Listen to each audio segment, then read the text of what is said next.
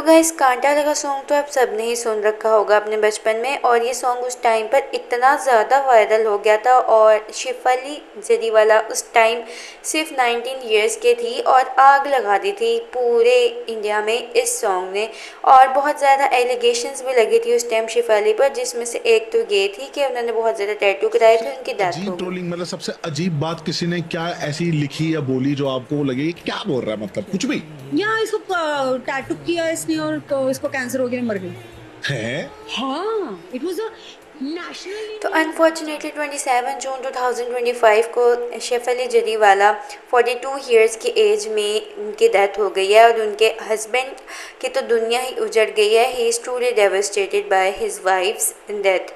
और हर जगह शेफाली जरीवाला की फ्यूनरल के बारे में, उनकी डेथ के बारे में बात हो रही है। कुछ लोग तो इतना गिर गए हैं कि वो ऐसे मीन कमेंट्स कर रहे हैं कि शी डिज़र्व इट, और एंटी एजिंग इंजेक्शंस या ब्यूटी इंजेक्शंस के ओवर यूज़ की वजह से उनकी डेथ हो गई।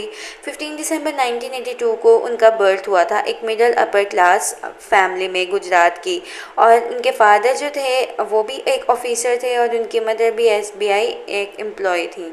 CA थे उनके फादर बेसिकली। उन्होंने Sardar Patel college of engineering से अपनी स्टडी की थी, लेकिन वो ज़्यादा इंटरेस्टेड नहीं थी स्टडी में। बचपन से उन्हें डांस करने का और इन सब चीज़ों का शौक़ था। उनके लुक्स से उन्हें बहुत ज़्यादा प्रेज़ किया जाता था बचपन से। तो उन्होंने ट्राई किया कि क्यों ना वो इसी इंडस्ट्री में आए, एंटरटेनमेंट इंडस्ट्री में। और जस्ट 19 ईयर्स की एज में उन्होंने डेब्यू कर दिया कांटा लगा सॉन्ग से, जिसने तहलका मचा दिया, आग लगा दी थी। कोई ऐसा घर नहीं था जहाँ कांटा लगा सॉन्ग ना सुना जाता हो। और कोई इस यंग जनरेशन, इवन बच्चा ये सॉन्ग सुनता था, बेशक छुप के ही सुना करता था, लेकिन हर घर का एक कांटा गर्ल के नाम से जानी जाने लगी थी। एक्चुअली डीजे डोल के नाम से एक एल्बम था और किसी को नहीं पता था कि ये लड़की आग लगा देती। और शेफाली का उस टाइम का जो ड्रेस था वो उस टाइम के लिहाज से काफ़ी मॉडर्न था।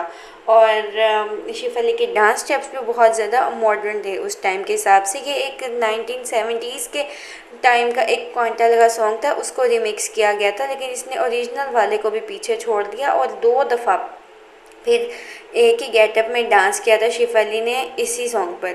और तब से उन्हें कांटा गर्ल के नाम से जाना जाता है। फिर उन्होंने सलमान खान के साथ एक छोटा सा कैमियो रोल भी किया था। 2004 में इनकी शादी हुई है, याद होगी। और उसमें फिर उस टाइम बोल्ड और हॉट गर्ल के नाम से सब शेफाली को बॉलीवुड में जानने लगे थे। और खूबसूरत तो वो स्टार्टिंग से ही थी। फिर उन्होंने काफ़ी ज़्यादा ब्रदर्स के साथ एक सॉन्ग बहुत ज़्यादा फिजिकली रिलेटेड उसके लिए कोलैबोरेशन किया था। मुलाकात हरमीत सिंह से हुई थी। रिलेशनशिप से बाहर आना चाहती थी।